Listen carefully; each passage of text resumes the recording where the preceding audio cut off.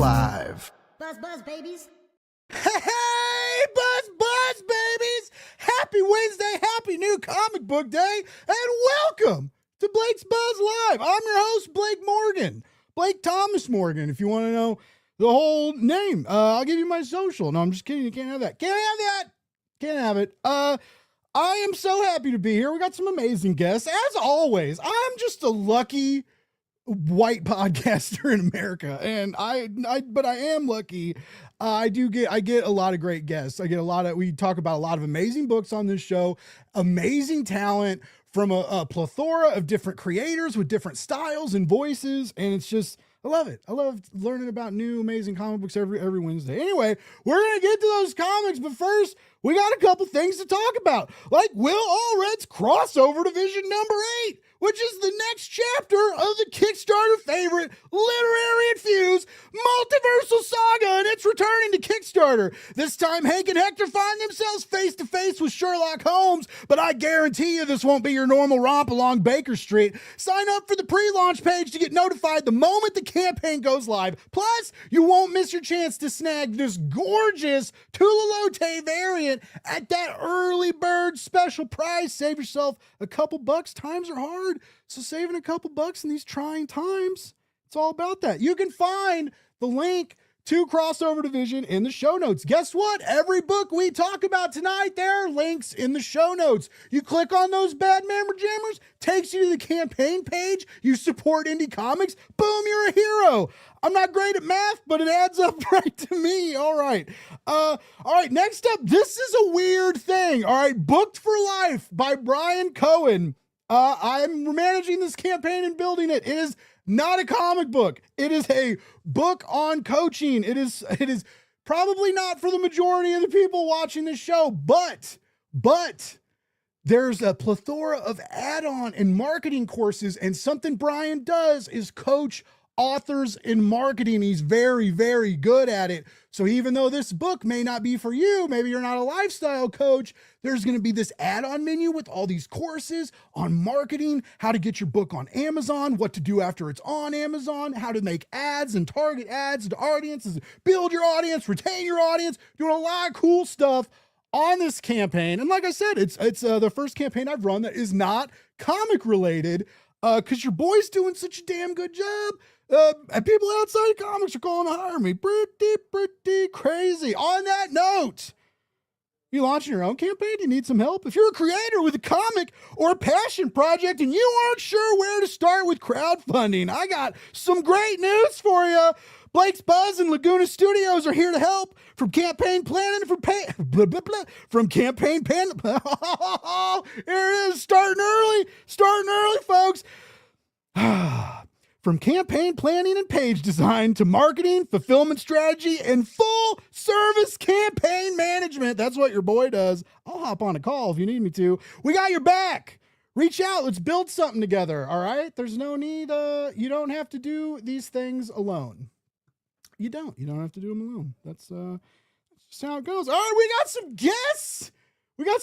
Oh wait, we got people saying hi in the comments. Oh, what's up, Joel? He made it. Watching from the car. Hopefully you're driving at the same time. I like when it's safe. Andy says he's gonna need to hire me to hype him up. I will. I'll do that. I'll do your voicemail, do your outgoing messages. We got to pay for this gaming PC, baby. We got to pay for it. All right. Anyway, what's up, everybody? Thank you so much for tuning in to the show. Appreciate you. All right, let's bring out the talent. Let's bring out why y'all are really here. I moved my mixer to the other side. Oh, this is awkward. I gotta cue some stuff up. All right, here we go. First up, he's a writer of the Eisner-nominated Atonement Bell, and he's here to talk about a new horror mystery that's live on Kickstarter and ready to terrify. Let's get him out here to tell us all about the Agony of Stars. It's Mr. Jim Ousley! What's up, baby? Blake, you gotta love a guy with a hot dog cap. Gotta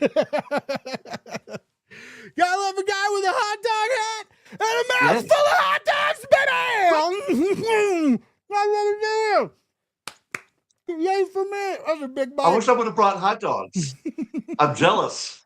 I forgot to warn you. Yeah, hot dog my mustache. All right, Jim, how's your night? How you doing? I'm doing good, man. Had a really good day. I did a in-store today at Bugs Comics, and that was fun talking to people. And yeah, just being busy with this Kickstarter for the Agony of Stars. I'm gonna do something.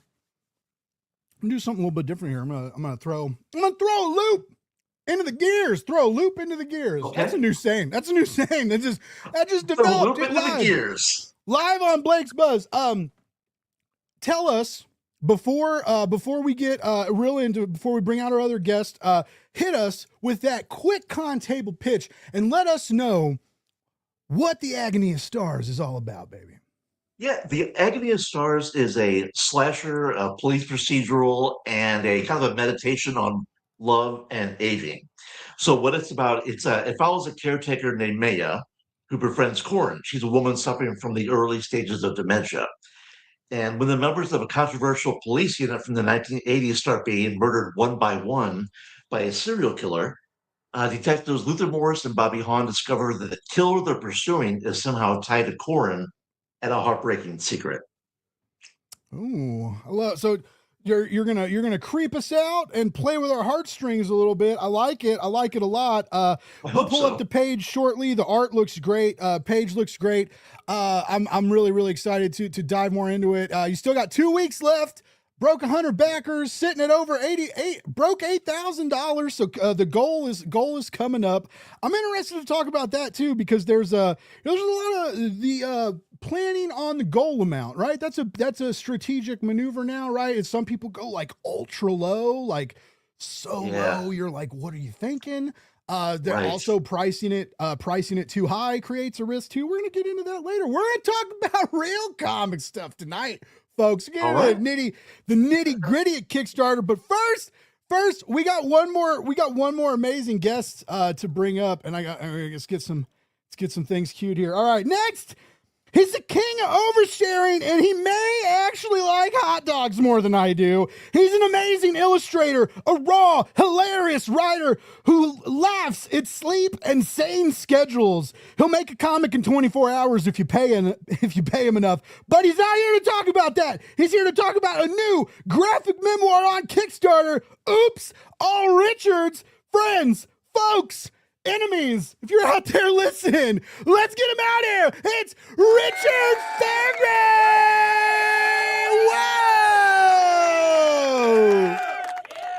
Whoa! I gotta ask, have I ever told the story about getting hot dogs in the mail on this show? No. Okay, I'm just gonna put out full credentials, all right? Okay. So and then we can fight, obviously. And this is a relatively this is a PG-13 story, I swear. Do you remember back in the day they had those like share a Coke with labels on bottles of Coke? So I noticed that none of those bottles for some reason said share a Coke with Richard Fairgray. So I made my own and I sent them out to members of my like at the time fan club and said like, please go put these on bottles in stores. I want people to start bringing me bottles of Coke at conventions. I end up getting like 300 bottles of Coke brought to me at shows. I'm like, this is pretty sick. I'm going to start doing this for other things I want. I was doing LA Comic-Con like 4 years ago. And I was like, I'm really sick of having to walk all the way out the door to get a hot dog and have to come in back through security because there are really good hot dogs right at the front there. So I start making sure that all of my profile pictures and all of my publicity shots are me eating hot dogs. This is in every book that is published with my name on it from like 2023 to 2026. It's all like me chomping down on big sloppy wet boys. Now, I'm working with this publicist at the time, and she's like, Richard, we have to like weaponize this somehow. How gross are you willing to get? I'm like, what do you mean? She's like, how fresh do you need these hot dogs to be? I'm like, as long as there's no ketchup on them, I'm good to go. And so she puts forward this idea. I want to be clear, this is not my idea. She puts forward this idea. What if we get people to send you hot dogs in the mail, and then you eat them, post a video of it, and then send them a copy of the first issue of this new book that we're promoting? And I was like, that's a really good idea. There was hot dogs on the cover of the book. So we publish my address online. We make some announcements on some blogs and some podcasts. And then I suddenly get called out of town for like 6 weeks with no warning. And I get home to like a butt ton of hot dogs that have been ram jammed through my mail slot that are like sitting rotting on the floor of my office. Ram jammed But through your mail slot. I've made a promise with you and the Lord to eat those hot dogs on video. And so I do it. I sit on my brand new couch. I spill a lot of mustard, a lot of real stinky old mustard, and I get more butt sick than I've ever been in my life. You tell me that you love hot dogs more than me one more time. I do. I've never eaten rotten dogs, baby. I've never. Richard, you won in my eyes. No one won in this situation. No one won. Oh my God, man. Oh. How long were you sick? How long were you sick for? Like 4 days. And then I went to a Wilco concert, which is embarrassing on its own. But I left early to buy hot dogs because I didn't want to wait in line. And I bought 5 hot dogs and then ate them on my walk home.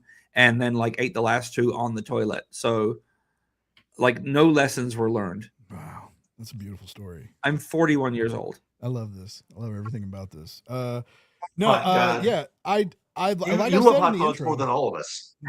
yeah, exactly. One day I'll tell my buffalo sauce story. Oh my God. Jim, we got Mad Prophet Tommy in the house. Tommy's got another show, Aggressive Positivity, live on Tuesday nights. Jim, you just hung out with these 2 wild men. I heard. Yeah. How'd that go? Oh, it was so much fun, man. They were really cool guys. Nice. That's I really had a good no, time I'm kidding. with them. I love them. It was very I love loose. them both. I got to meet both of them. Like I got to hang out with them like in real life at Comics Pro. It was we had good times. We had good times. We'll have to do it again. To do real life, like we do like real life podcasting, like sit in chairs with microphones like the rich people do. You were doing that, right? You were in a chair right now. You have a microphone. All of us in the same room, though, right? And like the camera pans, right? And you can see like our legs. Well, this is not a ringer situation. Like we gotta do this like the genuine artists on the ground, like bringing it to the people from distance. You know, we are proving that our love can connect across the internet.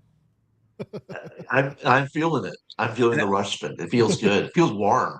Like a warm, sloppy hot dog. Like, right? That might be a stroke you're having, Jim. Speaking of strokes, I don't know how we're gonna segue from strokes to corn dogs. But I love not a on a good PG-13 show. I love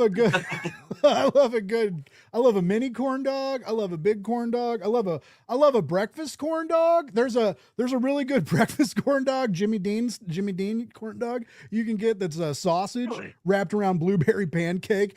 Let me tell you something, folks. That's a tasty bite first thing in the morning. All right. How do you guys feel about hot dogs? I feel like the room has a pretty good feeling of hot dogs. But what do you guys feel about the corn dog cousin? I love corn dogs. I love hot dogs. I don't know if I don't have the same love that you guys have for corn dogs, but I love them. There's a place in St. Louis. There's a band called The Urge, and they're from St. Louis. And the singer has like a chain of hot dog restaurants. Not a chain. He's got 2 or 3, but they're really awesome hot dogs. And I go there as often as I can. Steve's Hot Dogs is the name. I have a pretty firm rule. I won't eat hot dogs from anywhere with a roof. Like I think that hot dogs are really an outdoor food, and as soon as you put a roof on it, you're upcharging me for no improvement of food quality. Wow. Oh, okay. Well, this is pretty good. Steve's Hot Dogs might test that theory. If you ever come to St. Louis, and why would you? But if you do, I'll take you to Steve's Hot Dogs. Will they bring it to me outdoors? Can I just wait outside and have it? Do you remember those? Do you remember those Hamburglar? Do you remember when they tried to make the Hamburglar sexy? No. Sexy? I don't remember that. I remember Hamburglar, but not sexy Hamburglar. So back in 2016, they brought back the Hamburglar briefly, and they tried to make him sexy. And so they had this like DILF Hamburglar, and he was like regular middle-aged dad type, like grilling burgers in the backyard, and then the smell overwhelms him, and he sneaks into the house, and his wife looks all worried, and then he like moves a painting and puts in a key thing, and like a door opens up, and you see the cape and the hat, and then you see like the red rubber gloves slowly fill up, and you hear him go rabble rabble, and like it was them bringing back. And then like there's another ad where he's like loitering outside of McDonald's, lying on the phone to his wife about why he's late to his kid's birthday party, but he's like clearly going through the dumpster for some dirty McDonald's meat. This is not a fever dream. This was a real thing. This was a That was a very real commercial. Yeah, these were real commercials where they tried to make the Hamburglar sexy, and I did personally enjoy them a lot for a lot of complicated feelings I have toward McDonald's characters. But like I would like to be that guy at Steve's Hot Dogs. Like if someone can sneak me some dogs into the parking lot and just like promise not to tell the internet that I ate a roofed dog. Your secret would be safe with me. I would do that for you. You brought up a memory for me. I used to sleep when I was a kid with a stuffed Ronald McDonald doll and a stuffed Hamburglar doll, complete with cape. Jim, how old are you? I'm 57. Was it the Ronald McDonald with the grimace in his pocket and the whistle around his neck? No, this was just a normal stuffed A flat. normal stuffed Ronald. Okay, that's a combination of words I didn't expect. But there was also a Ronald McDonald's doll that you could buy in stores. They had like the sculpted head, and it was a full body thing. And yeah, I have the creepy one where you can clip the whistle into the mouth and you squeeze the tummy, and it's sort of a safety whistle, which I don't understand why Ronald needs. And then I have the like 1980s staff like employee of the month reward was a Grimace money bank that I have as well. Okay. Yeah, I miss the McDonald's characters. They're so boring now that McDonald's is. Yeah. You don't do anything with them anymore. Well, I mean, because people are like, I can't remember. I think it's Steve Allen who said, like, what's the point of clowns? Children find them scary and adults find them boring. So it tracks. Yeah. Well, I never found Ronald boring. I always thought he was very exciting. Because you're right in the King Moody phase of Ronald. Like King Moody played Ronald when you were growing up. Because I grew up like right on the cusp where King Moody retired and was replaced by Squire Friedel. I had no idea the names of the guys that played Ronald McDonald. King Moody was the grandfather of Paul Bearer from WWF. Really? Yeah. Oh wow. Okay. I had no idea. This is the kind of cool normal stuff, you know, when you make comics. Oh yeah, real quick, Richard. Tell us about Oops All Richard and why you felt the need to commemorate a mushroom trip. I love it, but it I don't know. It seems different than what I've read from you. So Oops All Richards is a swirling surrealist psychedelic story about, or meta narrative about me falling apart in what was meant to be a short wraparound piece to combine 3 other short stories from other anthologies that unfortunately huge parts of my life fell apart in the process of writing it, and it's now spiraled out into a full-length memoir which still features those 3 short stories, but rather than covering one night of my life, now covers about a year. Wow. That's interesting because it's the section, the short segment you sent me, it really has a lot of movement. Like everything, just the panels like move, the way you like maneuver through the train and then when yourselves start maneuvering through their segment, it's just, I don't know, man. It tripped me out. Like it really, there's a lot of motion in it, right? And that's crazy because like the art doesn't move. So like I know I sound like a pompous weirdo when I'm like the movement, the flow, but it really does, man. Like your eye rolls along the page like it's supposed to, and the guided lines and I love how sometimes the back side panels, the like kind of out of focus panels, they have like the mushrooms on them framing the scene and a lot of smart, cool stuff. You know, your last release, the one you did with Pat Shand, you were kind of in an experimental mode, trying some new stuff. Is that still where your head's kind of at? Are you kind of like you even said you kind of had these already planned out in a way, and then kind of decided to do something different with them? Are you? Well, you know, like you know me, every book I do, I try to do something that I've never done. I try to push, like with back when I did Ambitious Failures a couple of years ago, I really tried to make like every page a new visual experiment. There was I'm not going to name names here, but a very boring writer who we know went on twitter.com, and before it was, full of Nazis. Well, before it was like publicly full of Nazis. Yeah, they were there. They just were pretending not to be. Yeah. And he went on this rant about how he never puts more than 5 panels in per page in his script because he respects his artist's time. And I was like, well, your artist hates you and is bored, and your work is boring. So I'm just going to quietly do something against that. And so like every single page of Ambitious Failures, which is a 64-page book made in 9 days, but like I was like, we know where the top left is and the bottom right is. There's nothing to say that we have to go in a straight line in between.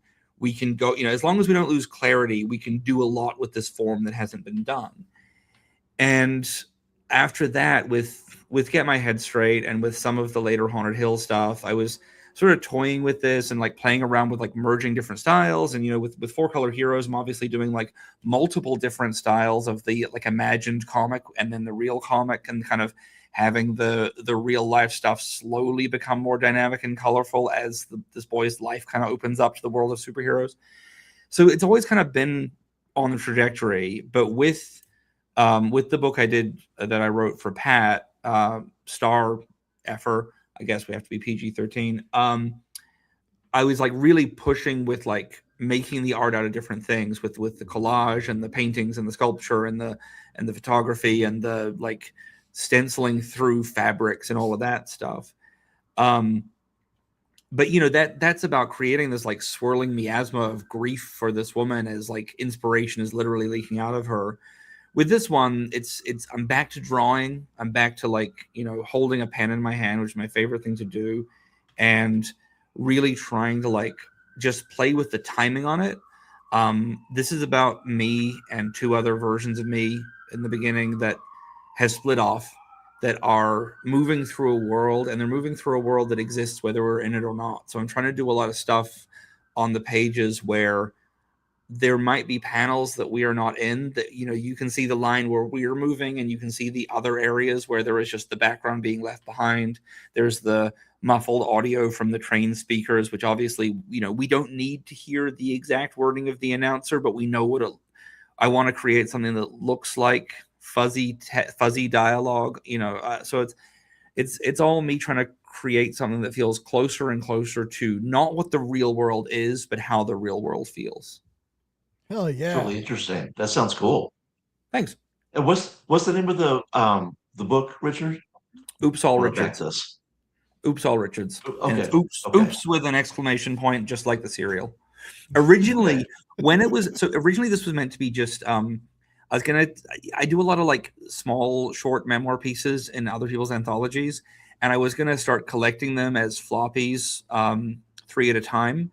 And the idea was I was going to call it I'm tired of backing a Kickstarter anthology just to get one Richard Fairgray story, but I decided that might make me seem like an asshole, so I went with Oops, All Richards instead. And then this other story built up around it when a fan gave me mushrooms at San Diego last year. Yeah, man, you're having a way better con experience than I have. I offered a couple years ago. I was at Planet, and I had like I had a whole bunch of gummies. I brought a bunch of edibles and like 5-hour energy drinks, and like I had snacks. I came prepared for Planet, and everybody I would run into, they'd be like, "Oh man, I'm just dead." I was like, "Want a gummy?" And they were like, "What? No." And I was like, "All right." They were like, I was like, "Want a snack? Want an energy drink?" They were like, "Who are you?" And I was like, "I'm just trying to help, man." No one ever wanted a gummy though. I don't know why. I love having gummies. 2 years ago at Baltimore, I was really in the bag for like just getting a lot of protein in me while I was standing and selling at cons. And so I'd buy 3 packs of little sausages and just chomp down those bad boys all day, Because the good thing about a little sausage is if a customer comes along, you can just swallow it immediately. And then you don't have to like worry about chewing, right? Yeah. It's not like But having a big bite of hot dog in your mouth on a live stream. who would do that? So, but what kept happening is like I'd take a little sausage out of the bag, be on my way to the mouth area. A customer would come along, I'd have to slide that bad boy right in my pocket. And I'd be like, got to deal with those later. I'm at the Ringo Awards, okay, and it's like after at the bar afterwards, a bunch of us are hanging out. I'm talking to a journalist. I'm not going to say who, but not someone who's known for being friendly, shall we say, like quite famously unfriendly. Someone who I like a lot, partly because this person is mean girl energy in the same way that I have. And I went to show her something on my phone, and when I took my phone out of my pocket, like 7 sausages fell on the ground. And she just looked at me with this absolute sympathy and like her hand on my arm and said, "Richard, are you okay?" And like all I could do was like quietly pick up my sausages and put them back in my pocket and like walk away, thinking like, how many sausages are in there? How many fell on the ground? What's the risk of eating one now? Is it a floor sausage? Is it a fresh sausage? Like obviously I ate all of them and it was 11 sausages in total, but that was like later alone time. Was this before or after the raw or the old hot dog incident? This was like a year and a half after that. Yeah. Okay, so you're prepared. Yeah, look, you're more prepared for that. I used to buy a bucket of KFC every Sunday night and then reheat it for breakfast and lunch every day for the week. Yeah. Like my body is a fortress built inside out. Anyway, so I ran into a dear friend, Dean Haspiel, not really a dear friend, but a fun comic friend. And he's like, "Richard, you okay? You look a little shaken." And before I could say anything to explain the sausage incident, he said, "Oh, was Howard Chaykin mean to you?" And I jokingly said, I got to be clear. I don't know Howard at all. I was just responding to the thing that Dean had said to me. And Howard is famously mean to a lot of people at shows. So I just said, "Oh, it's so difficult with Howard and I because we hate each other, but I really think he might be the sexiest man in comics." And the next day, the rumor had spread that I was super into Howard Chaykin. And then Howard left the show early, as he always does every year at Baltimore Comic-Con. And then the rumor got back to me that Howard had left the show because I had made him uncomfortable with my advances. Never spoke to him, never interacted with him on any level. Dean Haspiel spread a mean lie about me. That sounds very comic booky. That's like everybody's mad at each other and grossed out. No one's ever actually talked to each other. That checks out. That checks out 110%. And like, don't get me look, Howard Chaykin's a very sexy man. I don't want to, put out the rumor that he's not. But I was not actually. I had no interactions with him whatsoever. Well, I don't know how we're going to. I had the pleasure of meeting him. Apparently, he's very mean. Oh yeah, I've heard. There's a lot of people who I've heard people say a lot of people are mean at conventions and they've been nice to me. You know who's not been nice to me but did get me an interview with Kevin Eastman has Chris Claremont. And the only reason he got me the interview with Kevin Eastman was because he was being a dick to Kevin Eastman. Chris Claremont being a dick to Kevin Eastman? I don't believe it for a second. Like they were. He got you to do it because he wanted to piss him off. Yeah, like I walk up. They all did this panel together, and I walked up to the because I had a press badge, and so I walk up and I took a picture, and I was like, "Hey, Kevin," I was like, "Man," I was like, "Do you have time for like a 5-minute interview?" And he was like, "Nah." It was the last day of the con. And he was like, "Nah," and he was like trying to say no, and I'm like, "It's cool, dude." I'm like in the middle of saying it's cool, and Chris Claremont goes, "Of course he has time, sir. He would be happy to do that interview." And Kevin was like, "Yeah, come find me like around the end of the show." And he did. He gave me a little interview. But yeah, he was like Chris Claremont was just doing it to be snarky. But yeah, I asked him for an interview one time and he goes, because they let press in like 30 minutes early on Saturdays. And so they let me in early and Chris is talking to all these people and they're like asking him questions and stuff. And I said, "Hey Chris, like, would you have time for like a short interview sometime today?" And he looks at me and then he goes, he looks at his watch and he goes, this thing hasn't even started yet. And he just turns away and starts talking to the P. I was like, okay, I'll go ask myself. Sorry, Wow. sir. But anyway, Well, I still did you love ever the get guy. the interview? Huh? No, I did not. No. Okay. He did sign some X-Men comics for $10 a piece that I paid for.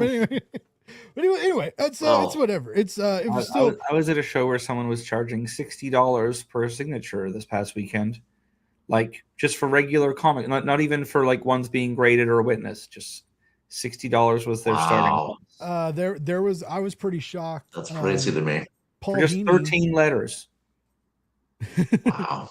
Paul Dini was charging $50 for SIGs. That's only 8 letters. My God, mathematically, that's even worse.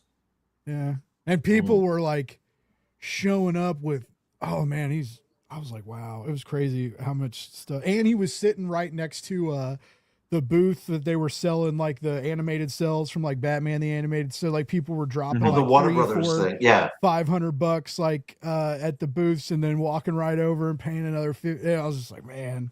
I looked at him. I figured they'd be like 150, 200, and I was like, I maybe could swing that, maybe. And I'm looking at him like the cheapest one's 350, and I was like, oh, we are not we're not in film cell collecting territory here at Blake's Buzz, but that's fine.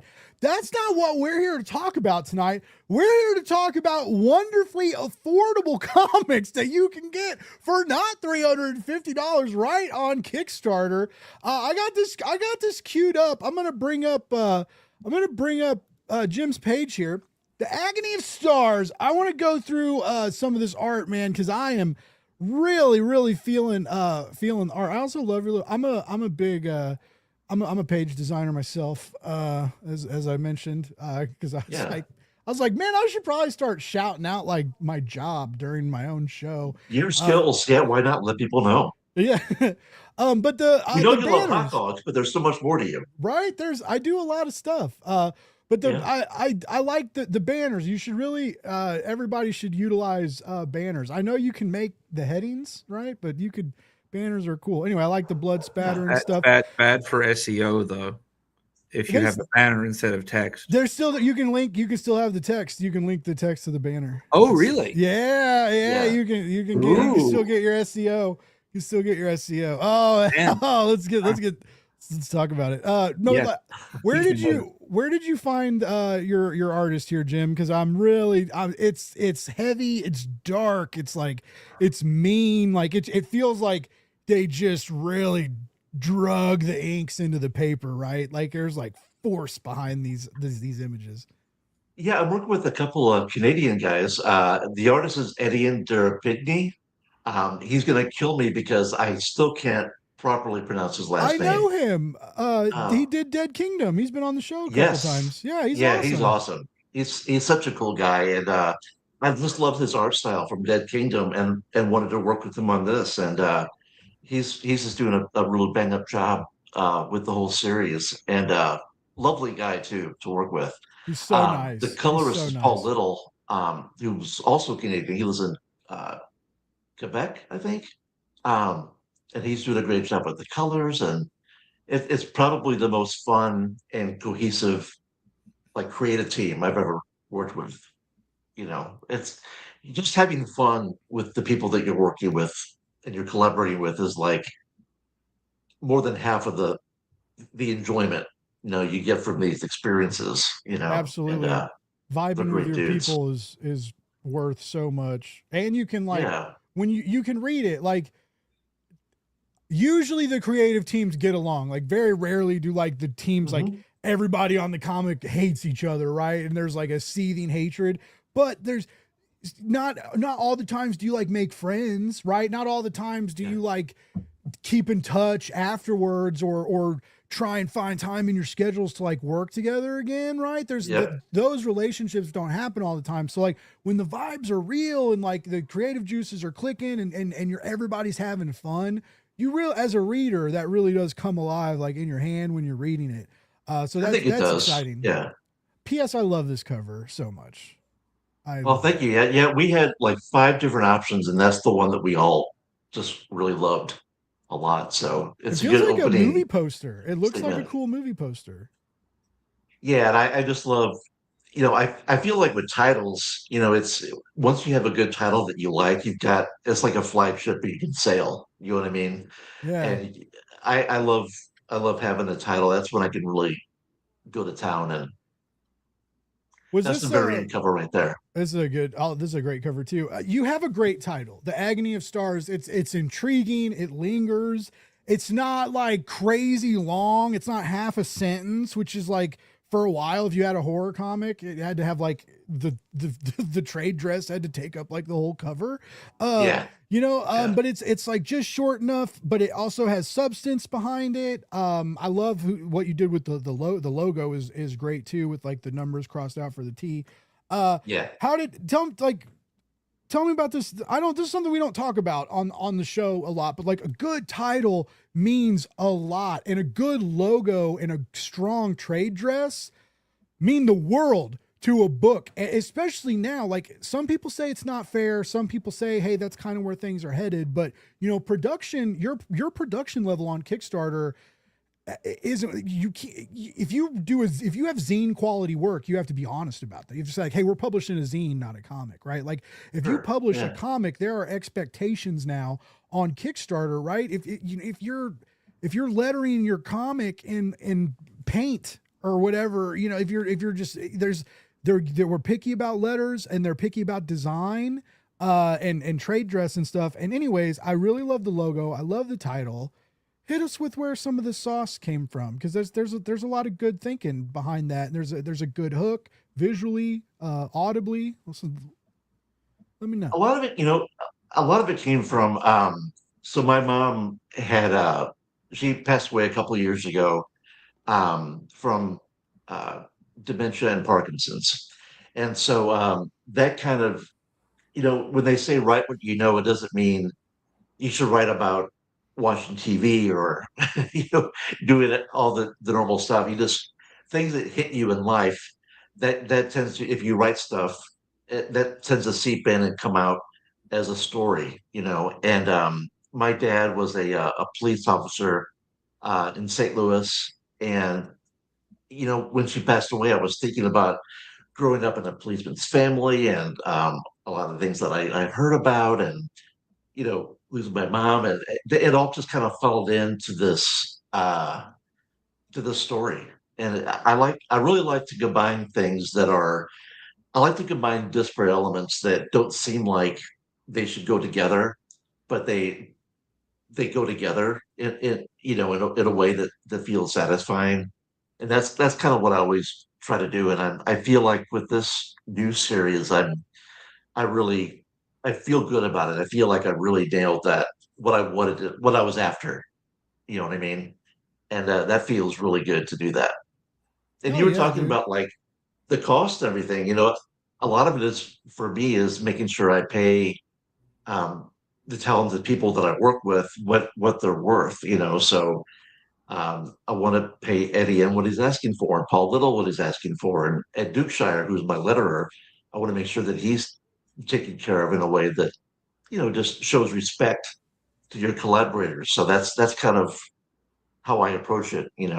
Also, I like how you With got one of the best letters in the game. And when I mentioned how like production, like we expect more on Kickstarter with production and lettering, you're like, I got Ed. Like, well, hell yeah. Like, but no, that's that's great. you got a very, very strong team. A strong team, and also a team with like a lot of years of experience, done a lot of publications, and all those people have been on Kickstarter, right? So like, folks, Yeah, you got a safe bet here. You got a strong title or with a killer hook, killer art, right? You got Kickstarter vets that have done this before. They've successfully fulfilled campaigns before. I've backed them. I've been there. So like yeah. it's so you got for real, check it out. I'm excited about it. And like I said, Etienne's been on this show a few times. I love him. I love his art. Dead Kingdom is so gnarly, and it's so It's so cool that good. they keep making like more of them, and people keep buying them, which is pretty cool. I do got to ask, do you have any, you've played you went from, Kickstarter to direct market, which is that's not an unheard of thing, right? It happens a lot. You get the book done, you get it printed. It's a lot easier to pitch a printed book that's real, or even a full PDF you can send out, right? But anyway, are you talking to Red 5 or I don't want to throw any but do you have aspirations for the direct market for this, or are you just going to do the crowdfunding and see what happens? I think we're talking about it right now, but I think Red 5 is going to be publishing the series. Yeah. They do cool stuff. I like Red 5. They do it, and they're really fun to work with. They're really cool guys, and I'm at a point just in life in general where I don't want to stress out about the little things. You know what I mean? I don't like drama and friction, and working with Red 5, I don't really have that, which is nice. So and they kind of in the past have let me do whatever I want to do. I mean, they give me free reign. You know what I'm saying? It's like they don't try to censor anything, so it's nice. What are you doing over there, Blake? Bruce is trying to steal my hot dog. He's trying real hard to steal my hot dog, and I don't let him do it. I don't want to, Bruce. See, on Kickstarter, you have to have this level of professionalism, but in podcasting, no. Yeah, dude, hot dog marketing, Blake, is not the same as hot dog podcasting, Blake. When you hire me, just know that when you get the hot dog marketing, Blake, it's slightly less of a mess. I have helped raise over $300,000 on Kickstarter in under a year, though. So wow. Yeah, you're helping people put a little mustard on their campaigns. Yeah, put a little mustard on it. You can have that. That's yours. That is yours for free. That.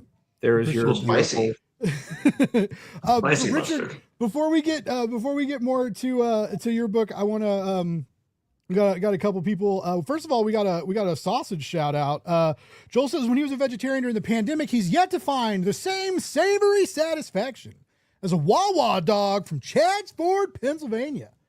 So that's interesting. A Wawa dog. That's I'm not. Sounds like a place with a roof to me. It might. It probably does have a. Roof. I have a friend who's really into Wawa. And I've never been. That's not a thing out here in California. And so several times when he'd be on a group call or a Twitter space, whatever, talking about it, I thought he was being a cutie pie and finding a fun way to say water. And so when someone brought him Wawa, I was like, "Are you okay? Are you an adult? What is happening?" No, it turns out popular food establishment that does serve roofed hot dogs. Roofed hot dogs and a delicious flavorless beverage. Wawa. So by the way, Joel is a really great comic book creator and artist, and he's the red cover that I mentioned that looked like a movie poster. So he's loving the reds. He's got a master's. Shout out to him, a master's in course in color theory, which is funny because his comics in grayscale. I think he was getting ready to color it though, but it's I'm hilarious. But you're drunk on hot dog meat. I'm drunk on hot dog. This is Richard's book. I can't wait. I got the print copy. Nice. Nice. Austin says, I knew being on this show would pay off. as long as you get something out of it, that's all I care about. But Austin Hamlin, another great comic book creator, says you do got to stand out, have a memorable title.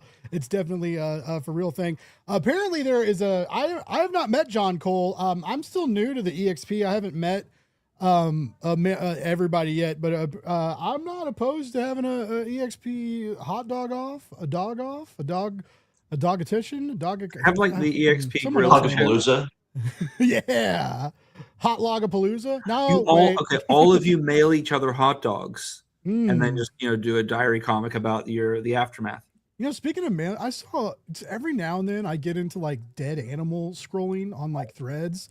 I don't hold on. What is that? Richard. Dead animal scrolling? People that talk about the sad music plays and they talk about their dog that died or their cat that died. And I cried. I think of my old dogs. Anyway, there's these people because a lot of people that the reptiles you order reptiles and they come next day air. They do it they buy when you buy insects and scorpions and tarantulas, they will ship all that and they come packaged and anyways. But this dude like ordered a turtle, and the little baby turtle got lost in the mail, and it was in the mail for like a week, and it showed up dead. And I saw this video, and they like had built this enclosure for it, and they like set the dead turtle, and they're like, I'm like, who makes a short like this? Anyway, Richard, the mail comment made me think of that. Blake, do you remember that bit in The Simpsons where Homer has to do stand-up comedy and Smithers gets on stage first and says, everyone, just so you know, a small puppy, not unlike Lassie, was just found dead in the parking lot, and now enjoy the comedy stylings of Homer Simpson. Hey, everyone, let's now talk about my fun, upbeat book while you're thinking about a dead turtle. Yeah. Speaking of, oops, a creature that could live for 100 years. You are a monster.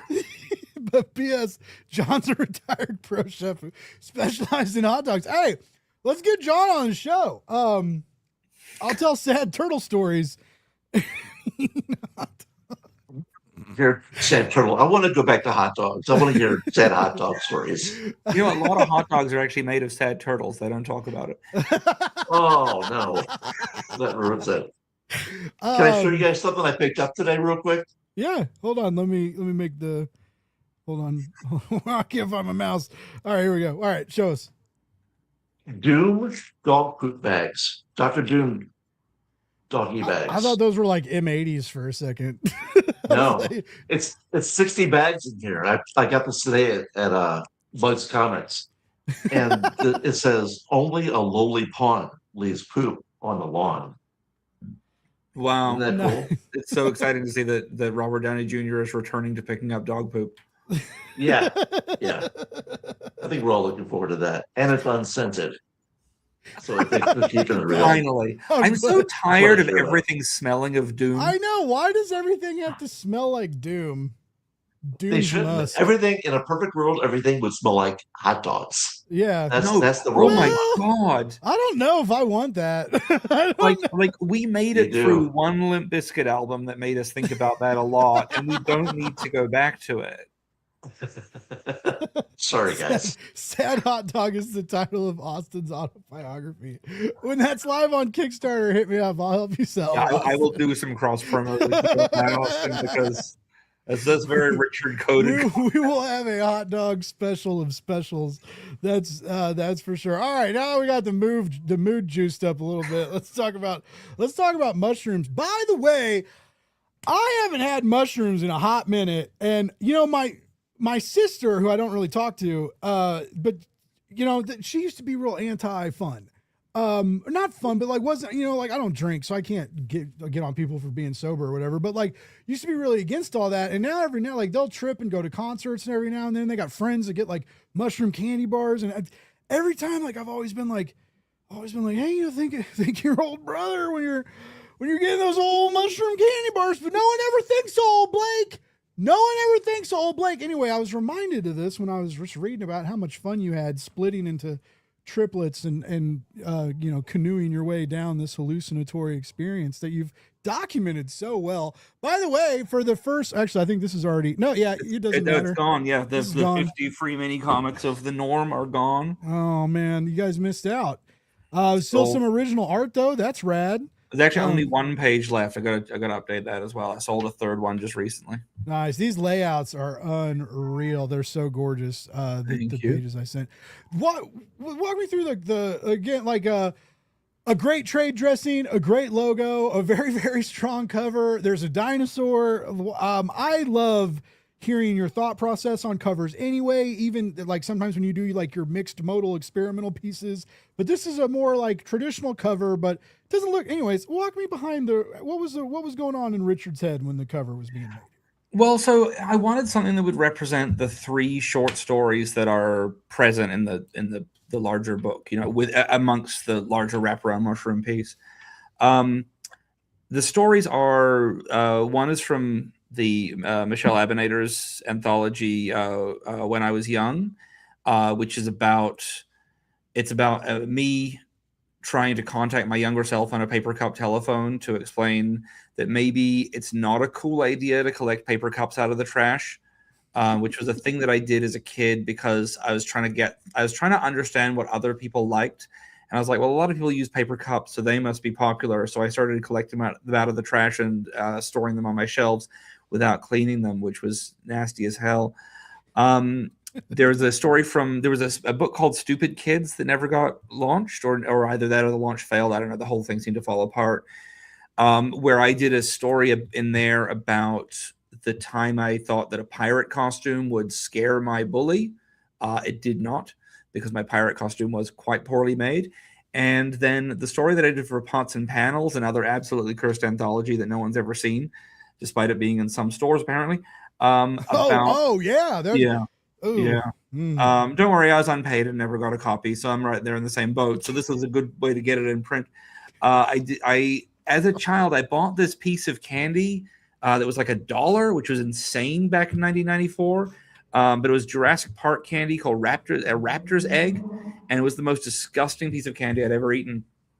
And I couldn't. I had to pretend like it was great because my friends had just seen me spend a full $1 on it. And then I was so sick and in so much pain for like days afterwards. And then like 26 years later, my friend Lucy and I were talking about it, and she Googled it. She was like, well, hey, Richard, that wasn't candy. That was a toy dinosaur that you put in water, like an egg that you put in water and a dinosaur would grow out of it. And she found me one on eBay and bought it for me. And then I was like drunk and lonely one night, and I was like, well, I'm way tougher now. So I ate it again. And just so much more pain because there were now 2 dinosaurs inside me, probably fighting. So I thought like pirate hat, paper cup, telephone, dinosaur, combine the 3 all together, and like just kind of create this thing of like to show the chaos that is what's happening inside of me. Here's my very normal 72 panel page. This is the moment in the story where I look around the train station and realize that it is clearly fake, and my husband is trying to lure me away from Hollywood by taking me on a fake train trip. I completely stopped trusting him and believed that he was working in cahoots with the strange mushrooms that were growing all around me. It was a good night. It was a really good night. Nothing went wrong. You posted this page when you were working on it and about the 72 panels. How long did this page take you? Like 3 hours. Like when you do, yeah. Like little stuff like this is really fast because like, yes, it's a lot of images, but every single image in this is like pretty simple. Okay. Yeah, it looks great though. Thank you. I can't wait to get the whole book. Yeah. Yeah, it doesn't look simple. It's like those 16 panel pages I did in Ex-Wives of Frankenstein. They were all the fastest pages in the book. Okay. Wow. It just looks complex and intense. It does. As some of you can see, like all of these panels, they have like, even here, like the movement, right? There's the Richard running through the tunnel, and you can like feel the momentum, and then this puzzle piece falling. And it's just like every page has this like dynamism, this momentum. It's very unrelenting, and I mean that like positively. And it's really impressive. Your layouts always really impress me, but I don't know. This just feels gnarly. You're really like leaning into the hallucinatory, dreamlike aspect of it, the surrealness. I'm excited. I'm excited too, Jim. Both of you have books out right now that just like I'm very excited to like flip through and see. Just kind of like for 2 wildly different reasons, right? Like to see. Oh, look, there's a hot dog. There's a hot dog. And a bucket of chicken that you can. That's a week's worth of meals for Richard right there. But yeah, both of you guys have some really really awesome stuff. And you continue to do like all the stuff you've done. Your anthology work, Jim, is like top tier. Like you guys are really really great storytellers. So I'm really glad. Glad you're on Kickstarter being weird and continuing to be weird. And I gotta say, when I first started putting this Kickstarter together, like when I first had the idea to do this book, I knew immediately the song I wanted to use for the campaign video. So I want to say a shout out and a thank you to Victor Jones for immediately agreeing and realizing that it was the perfect song to fit the vibe of the whole thing. So everyone should watch the video for the campaign. It's a real testament to why you should never throw away old phones. And so it looks like you can get your whole graphic memoir. Yeah, you can get all 4 of the memoirs and basically. I'm not doing any of the dick books on this campaign, and I'm not doing any of the little 100-page horror books on this campaign because it's just hard to those sell out over and over again, and I can't really keep track of what's in print and what's not. Because also, I'm in the middle of moving apartments and moving out of my office at the same time that I'm running this. Are you changing offices too?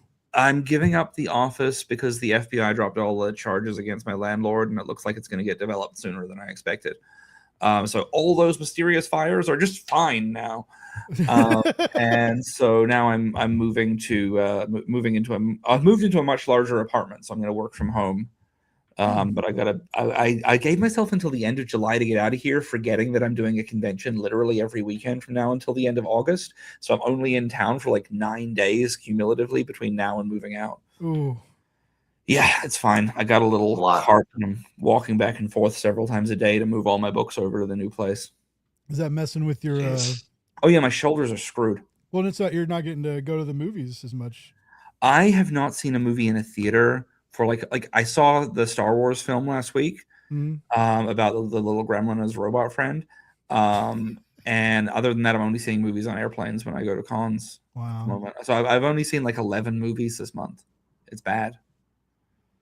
Damn. Oh wow, some you good were ones out there selling this now. page? Yeah, that one's sold. Wow. And the only one that's left is the lamp page, which has no color on it, but I think it's the best layout. Or it's got a little color, but like, look at that. Look at those damn lamps. That kind of reminds me of the shot, the bar scene when you like did the through the wine glasses? Through the wine glasses hanging above the kitchen or that was a cool. You have a good eye for that kind of stuff. What? Yeah, I got one good eye. What makes you think of weird angles like I don't want to get bored. That's all. That's all it is. It's like every, I do my script and then I do my thumbnails, and then when it comes to actually draw it, I look at each page that I've thumbnailed out and I say like, this is the beginning, this is the end, the middle is up for grabs right now. Like, what can I do? What can I do beyond what I have written, like drawn here? Like that lamp page was going to be us. The page before it, Ray and I arrive at the gates to my office, and you know how I have I've talked about it so many times, but like the fish in the fountain that I'm obsessed with. So the entrance to the office becomes this giant version of the fish, and we climb in the mouth and slide down its throat. And so that first panel in the lamp page is us like oozing out of the fish's throat into the office door. Whoa. And it was meant to be just 4 panels of us as like Ray went and sat down in the chair, and I started doing stuff at my desk here. And then I realized that when you walk into my office, the first thing you see is the silhouette of 11 different lamps around my drawing space. And I was like, those move all the time. And every time Ray and I are talking in here, he's over on the other side of the lamps, and I'm having to move these lamps out of the way and fold them around me and like switch the angle so I'm not blasting him in the eye with light. And I was like, why didn't I just use them as the frame for the entire page? And so I just angled all the lamps around and played a little bit with perspective. It's just cool. It's just fun. That's really neat. Yeah, that's cool.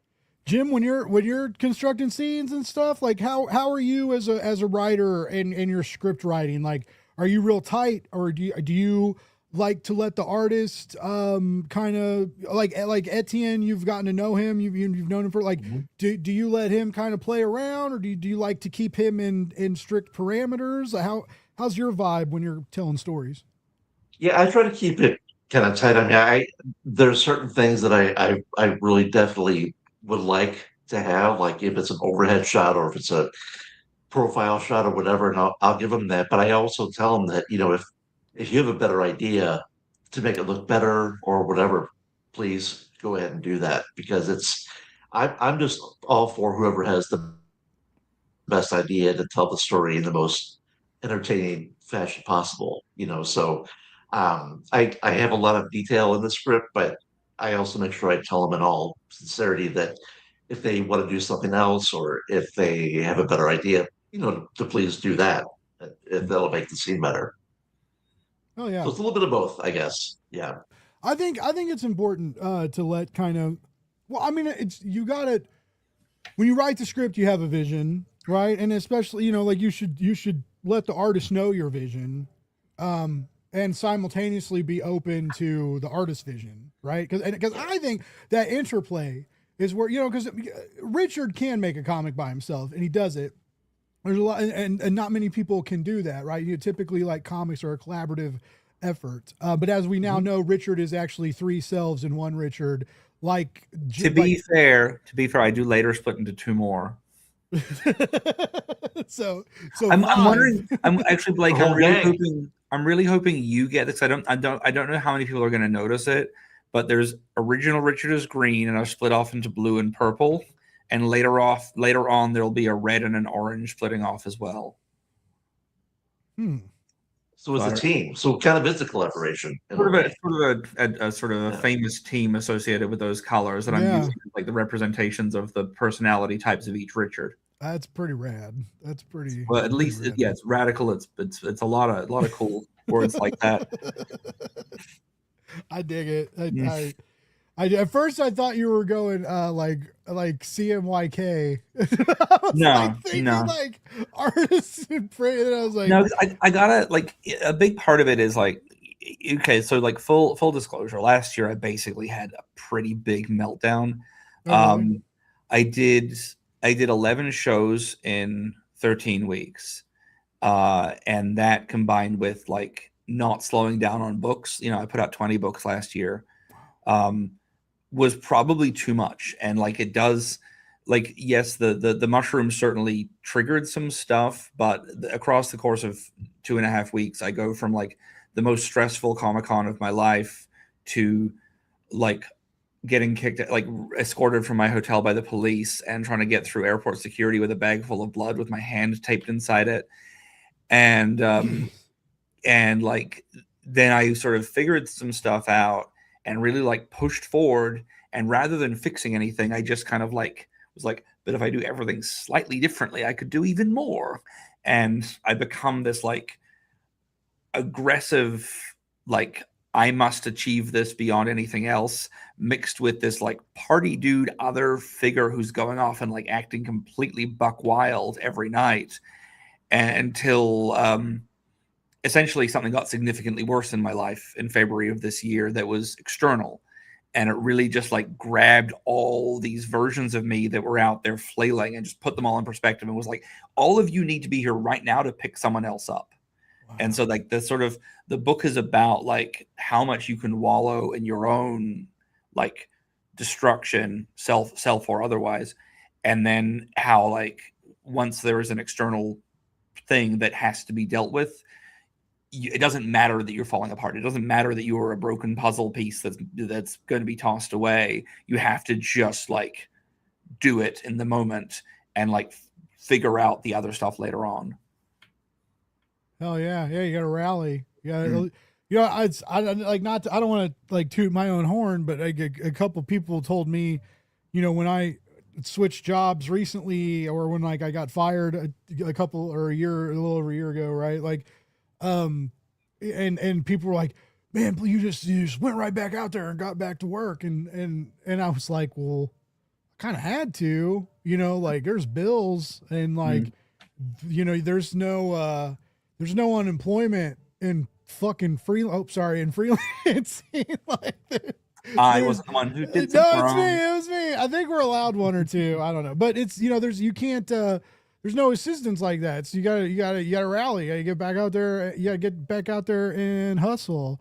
And I'm someone, I've dealt with depression and I deal with depression and I deal with anxiety. I recently found out at an old job that I had a lot of anxiety issues. And like, you could have used AI as a tool to help with that, though. I know, I did. I talked to it. I was like, what should I do? And it was like, you should probably see a therapist. And I was like, how do I see a therapist without healthcare? And it was like, you should make more money. I was like, thanks. That is a good idea.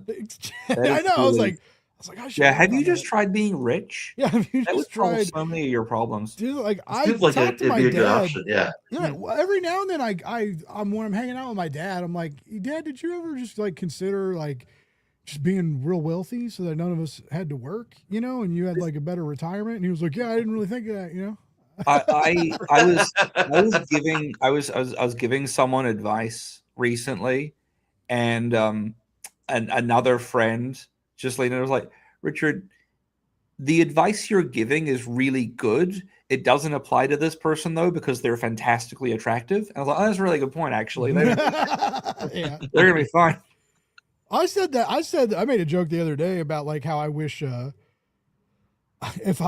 wish I was like a more attractive person, because if a chud like me can make $10 a month on Facebook, if I was hot and had abs, like but you still have to work. Like it's not like a pretty person. Just people throw money at them. Like you still have to make content. It's still work. If you're real hot or even unconventionally hot or fit into certain niches, you can even roll into like, OF content and really start making crazy money. But yeah, it was funny. Like a lot of people, like when I had made that comment, a lot of people were just like, oh yeah, like I'd feel guilty. Like someone said they would feel guilty and like want to give the money away. And I was like, you still work for it. Like no one just gives hot people money on the and like even adult content, like not most of them don't have editors. Like they're editing that themselves. They like, like they bought a new MacBook with their butt money, right? Like yeah, they are hustling. Also, Blake, I don't want to like build up your ego too much. Like you're very much not my type, but like given just the number of OnlyFans accounts that I follow that are such a specific niche, anyone can do it if they believe in themselves. It's really just about confidence. No, it's all a confidence game. That's right. Yeah. And a lot of men have told me like that, like I'm if I like marketed to like like I'm a big hairy bear guy, right? But I don't anyway. Yeah, our beauty standard is steak and beer. You're gonna be fine. Maybe one day I'll get. Feel left out. No one's ever given me any OnlyFans advice. I know, right? Well, Jim, I don't know you well enough yet. Jim, you gotta be desperate, right? I share way too much online, and so like everybody knows when like Blake's bank account's about to blow up, right? Like everybody knows when like Blake got a contract because he bought a gaming PC, right? Like everybody, this is like people know my finances, so they're like, dude, you could always like take your shirt off and eat hot dogs on OnlyFans, like grease yourself up a little bit. Some dude will pay for it. Somebody would do it. Somebody would enjoy it. There's a niche for everybody. A few years ago, I was in Montreal. My husband was having his knee replaced, and I was at this like awful hotel by the highway, and some CG guy found me on Grindr and like recognized me from like comics, I guess. And he messaged me, and I was like, well, like one, he found me on Grindr, so he's on Grindr too. But he messaged me, told me who he was, told me what his whole deal was, and then threatened to like publish all of my Grindr pictures to Twitter and like tag me in all of them. I was like, dude, I post these pictures because I'm very proud of them. Every single thing that is on my Grindr profile has been my Twitter profile picture at some point. Like my username on Grindr when I'm in Canada, at least, is Rick Moranis. Like I'm very proud of that.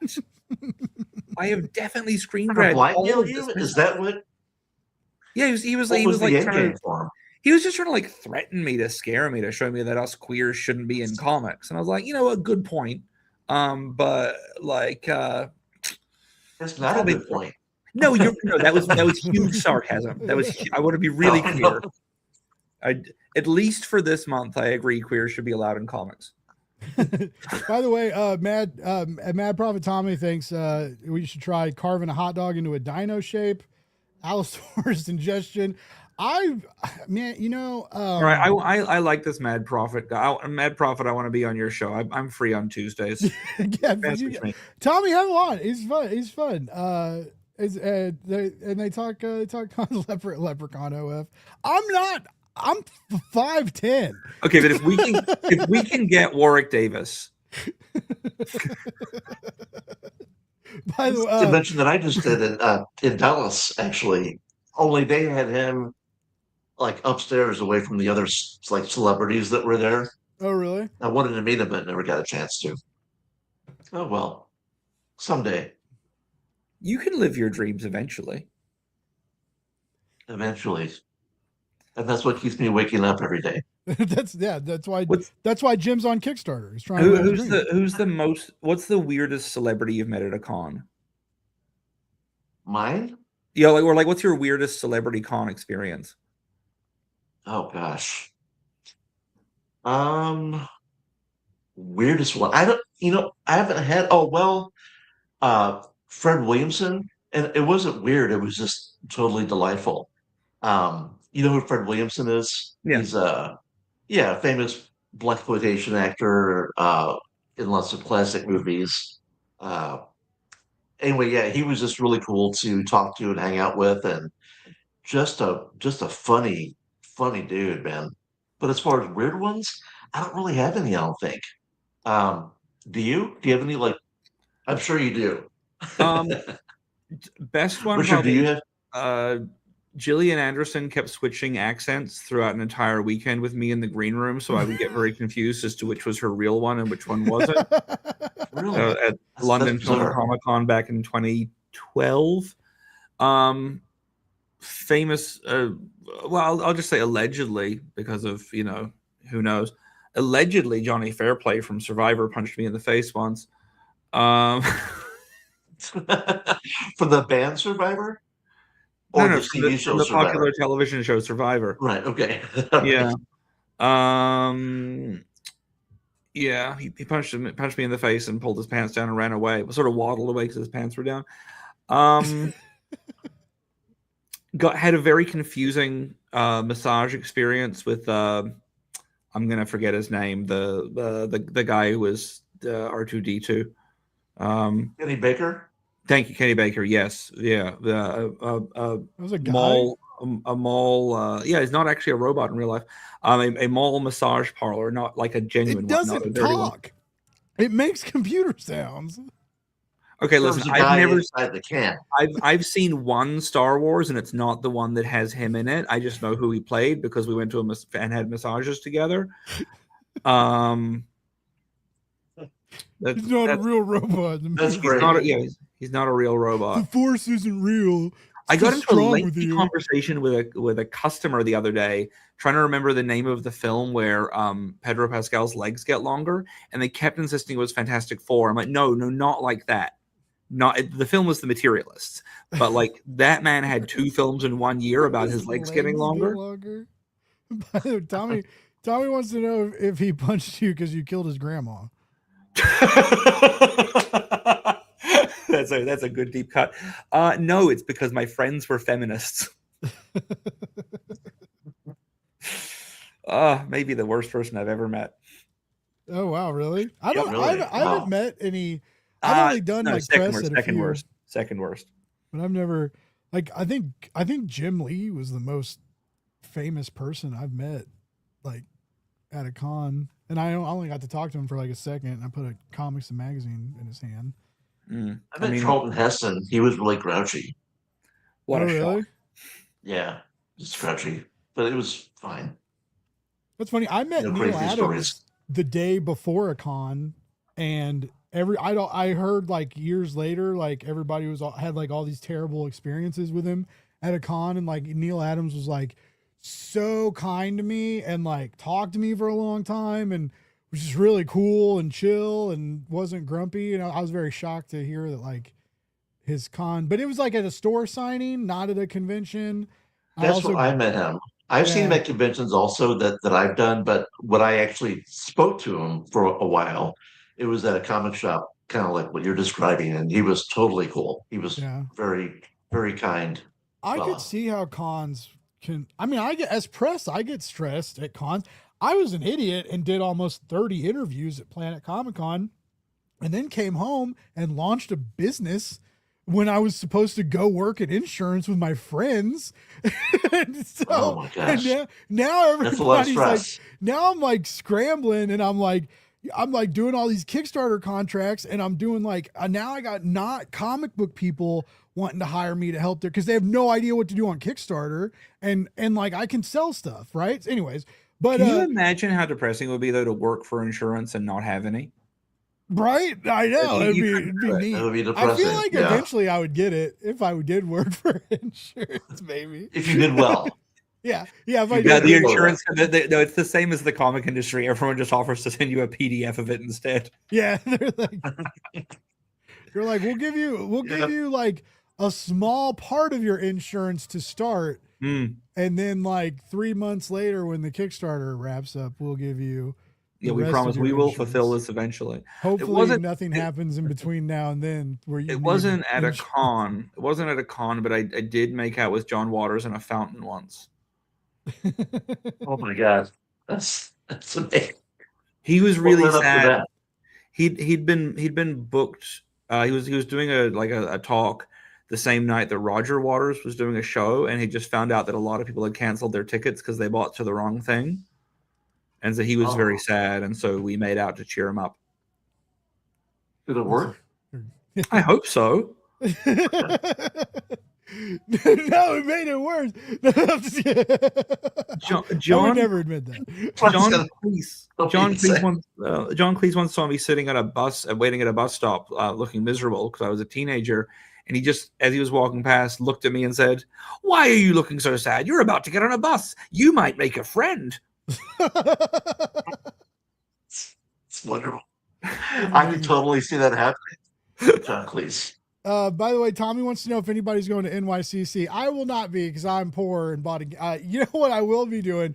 I'll probably be playing my gaming PC that I will spent be a whole bunch at of money on. NYCC, but You I will will. be? I'll be in New York going to Oh, the con. I'm there for some other work the same week. It just happens to line up. so you won't be at the con? No, but I'll be at I all will of the be after there. parties. Oh, nice. Maybe you guys can run into each other. Tommy's fun. He's fun to hang out with. I like to hang out with Tommy. I'm not going to New York Comic Con, but I'll be at San Diego Comic Con Oh, in me July. too. Are you tabling?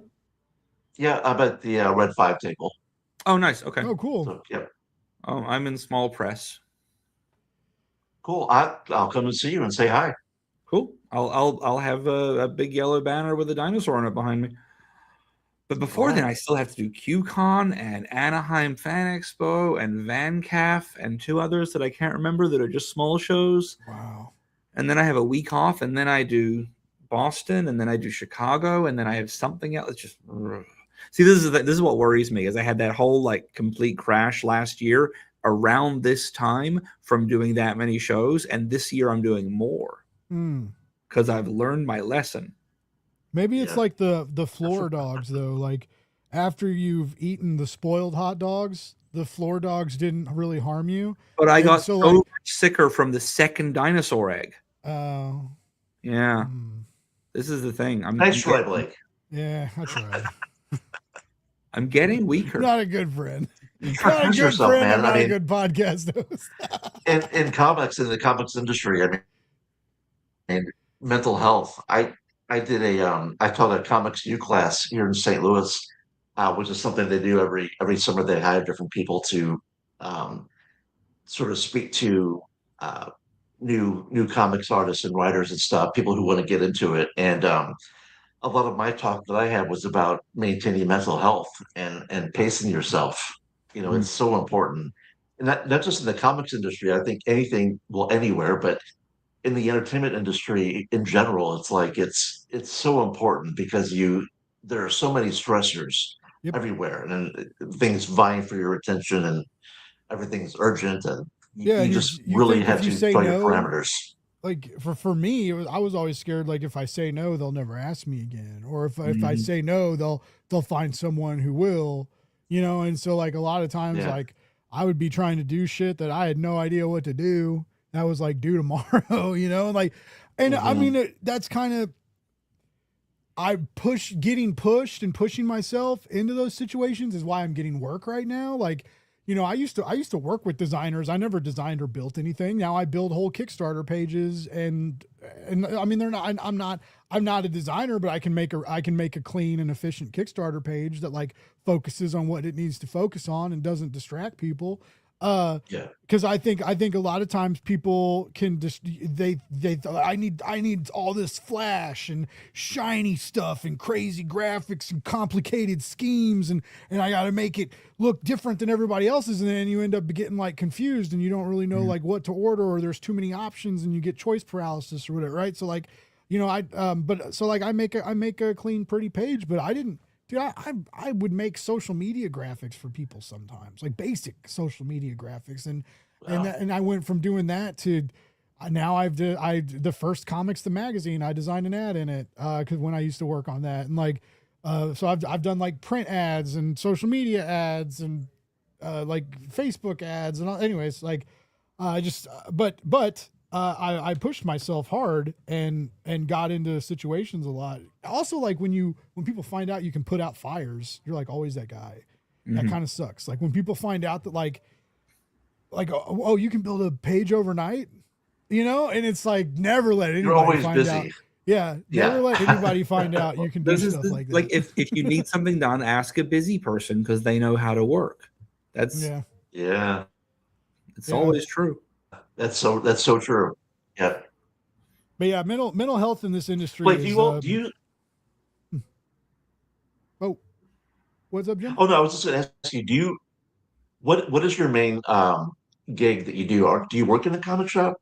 No, No? I don't work in a shop. So I work with Lori at Laguna Studios. We've kind of teamed up, and we offer like Kickstarter services. So like from brainstorming. That's what that's the main thing. Okay. Yeah, that's my day job is client Kickstarter work. I do some like direct. Every now and then someone will have me help with some direct market stuff, some marketing hype. So I've been comic book marketing kind of Kickstarter, but yeah, it's basically Kickstarter work is my life right now. I do like all Laguna's campaigns, Laguna's client campaigns. Now we are preferred vendors. So like we're on Kickstarter's preferred vendor list. So that's how I'm getting these like outside of comics jobs because they're reaching out to us through Kickstarter. It's kind of crazy, Jim. And some people are like, Blake, I'd love to hire you. And I'm like, nope. I'm like, I'd love to take your money, but I can't right now. So it's that's good. You're busy. You're making money. That's awesome. No, yeah, things are good. Things are good and getting better. But yeah, it's weird, man. I used to try to get away from Kickstarter, like because I was like, I started chasing clout on the podcast. I've talked about this. Like I got to interview Brian Bendis and some people, and I was like, I got to talk to some of my heroes, and I was like, oh, this is crazy, And this show started because of Kickstarter. Like I used to interview Kickstarter. That's how it started, and then I was like, oh, I don't. And then when I got comics jobs, like I had a lot of Kickstarter clients and like some difficult Kickstarter clients, right? And it was just Kickstarter for a while like made my life harder, and now like every asset of my life is tied into Kickstarter. Without Kickstarter, I would be dust. I'd be nothing. I'd be a shell of a man. I'd be a red cooked lobster without the flesh inside of it. So it's just crazy how life turns around. I'll tell you what I think. I think you'd be a rotten hot dog on the floor of an office waiting to get eaten by this guy. Yeah. Blake, can you just get a shirt made that says all glizz, no riz? I think that would be some powerful branding for you. It would. No, look, this is like on the topic of like mental health in comics. I think one of the biggest obstacles to all of us, especially like indie creators, is we all kind of think we're a bit worthless. Yes. Like, and we're not. The amount of apologizing people are doing for just being here, and like I joke about this all the time. I say like I make comics to apologize for existing, but like I think a lot of us really feel this way. And I was talking with a good friend of mine, Aaron Reynolds, at a con a couple of weeks ago, and he was saying like I was saying like it's incredible how many shows I get invited to be a guest at. But I always feel like I'm on this tightrope where I'm going to fall off at any point. Like I'm going to become not worth it because I do weird shit. Like, I mean, I'm like the comics I make are weird shit. And he's like, yeah, but like, you got to think about it like this. The con has a budget for a certain number of guests. And if they already have 4 Batman guys, do they need a 5th Batman guy? Does that move the needle? Or does having something wildly different, like the guy who does Dinosaurs, Dicks, and Ghosts, or the guy who does Birds That Swear, or like the guy who does like deconstructions of superheroes through toxic masculinity. Like these are very different things to have at a show. And so I started that weekend, I started keeping track, because I always get it a little bit. People who like tell me they came to the con to find me. Like if it's the first time I've done a con, that doesn't really happen. But if it's like my second or third year, there's always a number of people who say that they came here for me. I might not be their only reason to be here, but I'm a part of their ticket sale. So I started just keeping a tally of it at shows. And the first weekend, it was a big show. 58 people told me without prompting that they had come here to find me, to get something else from me.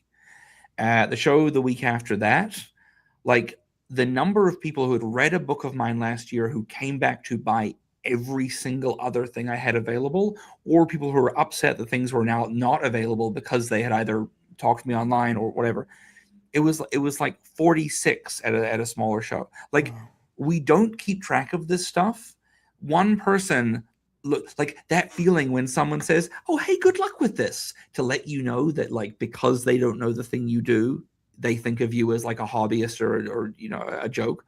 Like, that sticks with us. But we need to start really remembering the people who actually say, "Oh yeah, I do actually like and value what you do," because we let that go so much easier than we can any kind of negativity or dismissive words. Well, we should acknowledge it, and and enjoy that sense of you know communication and people who are touched by your work. You know, it means you're not worthless. It means you're bringing something to the world that Yeah, is making someone happy or moved. You know.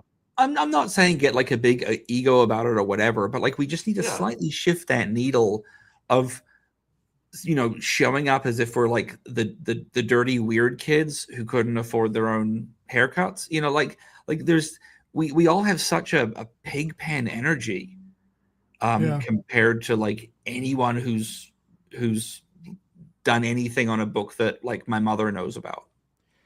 I like that you're mentioning that, Richard, because you know, when I, for my short time at Comics the Magazine, the editor-in-chief Joe Keating, like he would say a lot, like, because we'd be in like meetings, you know, and it would be like, how do we make this cool? How do we make this sound cool? How do we make this look cool on the internet? Which are things I still say, right? Because like a Kickstarter campaign isn't always cool.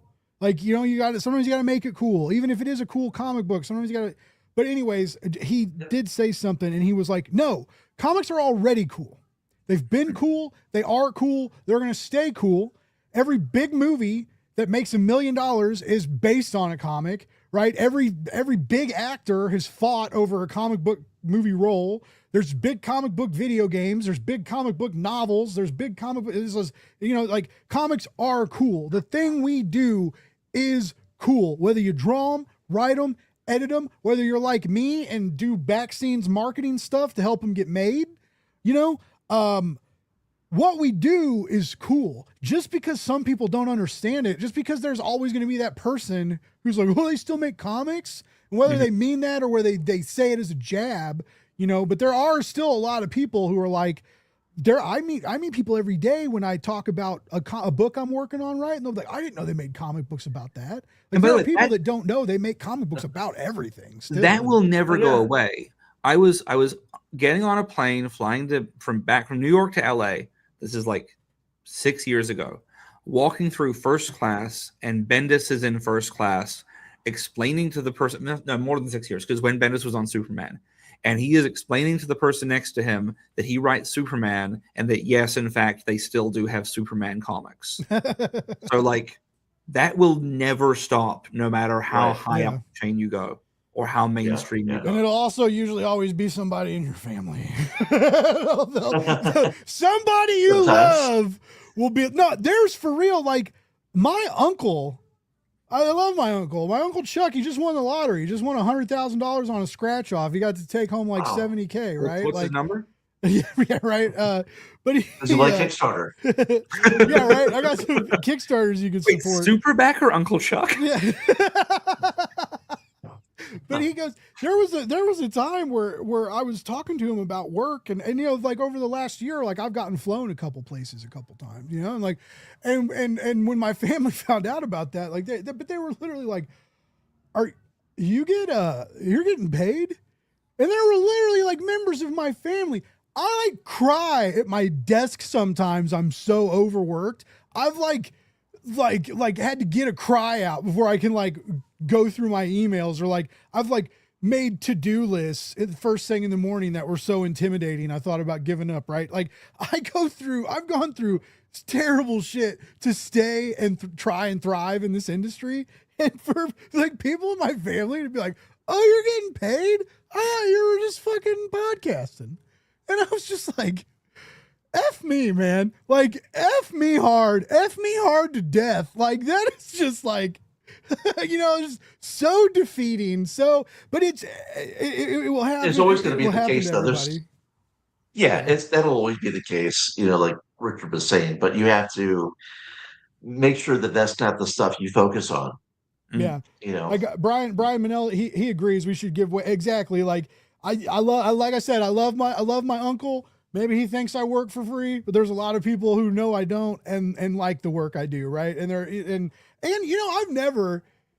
I get down on myself a lot. I get mad at myself a lot and I don't have faith in myself even more, but I've never had to make a resume. I've yet to write a cover letter, right? All my work I get from referrals, from people being like, yeah, Blake worked for me. That's great. It's cool. So I know I'm not a piece of shit, but my brain is still like, your Uncle Chuck doesn't believe in you, man. Like, insecurities are always going to be there, trying to cause trouble and wreak havoc in your Tommy reminding us all, sounds like we all need aggressive positivity, which you can see on Tuesday nights here on the EXP.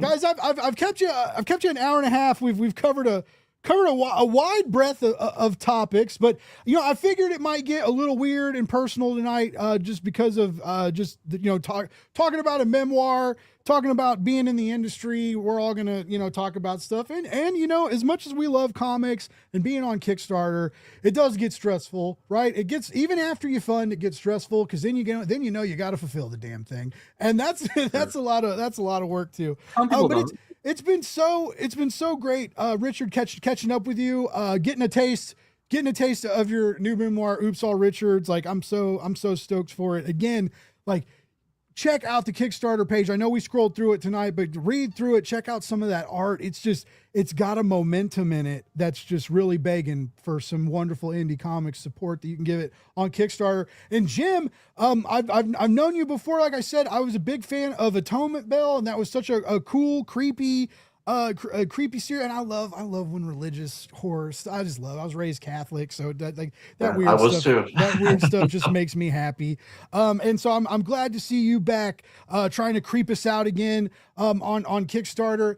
I wish you both the absolute best. I know you've both got plenty of time left to raise money on the campaigns. And as I mentioned before, there are links in the show notes that you can click on them. You can check out all the books we've talked about and be a hero and support indie comics. I know I talk a lot. All right, I get it. That's why I'm a white guy with a microphone and I just can't shut up. But this is the one part of the show, because I am so kind, so polite, so just damn giving. I'm going to shut my mouth and I'm going to give the floor to you guys. And I want you to go through, if you've got websites, mailing lists, e-shops, web stores, things we can support outside the Kickstarter, Substacks, any of that stuff. Please, please, please let us know where to follow you. Let us know where to click on. Let us know where to give you some money. Jim, lead us off. Let us know where to support you. Hey, well, I don't have a website, but I am on the socials. I'm on Threads and Instagram as @radio_Jimbo. And I'm on Facebook and X as @Jim Ousley, and Blue Sky. If you search Jim Ousley, you'll find me on there. And of course, the Kickstarter, the Agony of Stars Kickstarter. Would love to have people support that. And Kickstarters they can be very stressful and they're a ton of work. But when it's a project and a story that you really believe in, it feels good to do them, because you're going to get it out into the world and into people's hands and eyeballs and hopefully hearts and minds. So that's where you can find me. And thanks for having me on. And Richard, it was great to meet you, man. I'm looking forward to reading your book. I'm looking forward to meeting you in San Diego. That sounds fun. And Jim, I'm also sorry, because if you ask all my guests, and Richard's been here for a few of them, every time but tonight in the green room, I ask everybody how to say their damn names, and I didn't do it today, and I said your name wrong in the intro. Jim Ousley, and I said Ousley like he was an owl in the damn sky, and I apologize for that. No, don't apologize. I've heard every pronunciation of the name, and I answer to all of them. It's all good, man. But it is usually. But if you call me Ousley or whatever, I won't be offended. Well, Yeah. I'm offended at myself. It just I I always ask people like, "Oh man, it's just it's so funny." The one time I didn't do, this will make you feel better. The last time I didn't do this, you know who it was? It was oh my god, what is it was Ed Brisson, and I said his name wrong, and I said I think I said Ed Bryson, and it's and even on his people told me like on later like his Twitter, because this is like back before we all left like the mass Twitter exodus when it was still fun, but like someone said like his Twitter was like it says in his Twitter bio, it was like sounds like kissing or sounds like kisser or something, and I was like shit, I didn't see that. I was like anyway, so you and iconic comic book writer Ed Brisson have something in common. I flubbed both your names. But no, I do. It was great to get to talk to you, and I am stoked for your project. Richard, Yeah, thank you. I know you do. I know you got to kick Richard, and you usually keep it easy on us. But you got anything else going on? I mean, before I say all my places, do you want to talk more about dead turtles so everyone's depressed again? No, I don't have any more dead turtle stories, man. Give it time. You'll be back in a couple weeks. I'll find some new ones. I got a new campaign starting July 21st for a book called Love Letters. It's another 100-page horror. I can't be on that week. I'm at San Diego. But anyway, no, I'm kickrichard.com for whatever I'm currently doing on Kickstarter. Right now it's Oops All Richards. We had my best ever launch day, did hit $3,000 on the first day. Yesterday, and now we're heading toward 4 on day 2. I am Richard Fairgray everywhere. I'm Dix by Richard on Blue Sky. They won't let me post that content to Facebook or Instagram, so Blue Sky is the place to find that. And I'm starting a Patreon in the next few weeks, which I'm saying on a lot of podcasts to really force my hand to just get organized and do it. What started out as an 8-page gag, my comic about grappling with my physical attraction to the penguin, specifically Danny DeVito's Penguin, is going to it has sort of turned into this massive background project that I haven't figured out how to publish. So I'm going to be doing it as a Patreon within the next few weeks. Wow. So if you want to see how I feel about the penguin and how complicated that gets, it's gonna be a wild ride. There's an old if you go back a live stream or two, I think was it the last one? The last one or the time before when Richard was on, we definitely talked about the penguin came up. It started a little over 3 years ago now, and I really thought it would I started a thing called I'm only drawing Danny DeVito as the penguin until I stop wanting to F him. And you gotta go on Tommy's show. And I thought it was going to be a little short comic, and now I'm like hundreds of portraits in, and I own a lot of penguin action figures, and I just bought like a lot of merch and statues and stuff, right? I just bought that $1,500 like life-size head, and I've attached it to a sumo suit, and I'm just like working out some stuff. And it's all going to be in the book, so it's all going to be on the Patreon. So look forward to that. That's so. I mean, that's your Patreon's gonna kill. You're gonna be like a Stepan Sejic. Like you have like 68,000 Patreon subscribers. I'm gonna have like 3 people, but they're gonna be really devoted. It's really intense. It'll be intense 3 people. Yeah. Well, it's like since I started drawing, so back when I did Blastosaurus, I used to get a lot of like gifts at cons. People would bring me dinosaur stuff. And because of it kind of obviously is a little bit of a tribute to Ninja Turtles. Like I got a life-size Splinter puppet sent to my house made of rabbit fur with some weird notes. But that kind of has dried up since I've been doing the memoirs and the other weird bits and pieces. And I've kind of made it pretty apparent I don't like stuff. And since I've started drawing the dicks, I now get like a lot more dick-shaped gifts, including like acrylic lamps and Papa Smurf figurines and candles and like everything else you can imagine. And I'm just sort of terrified about what's going to happen if I go real public with this Danny DeVito content. Hi, Richard. Danny DeVito's in my trunk. I thought you'd like him. Thanks. That's great. Was there a high school locker full of a Danny DeVito shrine? Not in my high school. I did. You know who I had in my locker? I was real into Dawson's Creek and Katie Holmes. And so I had Katie Holmes pictures. It's funny. I had Katie Holmes locked up in my locker well before Tom Cruise locked her up in a basement.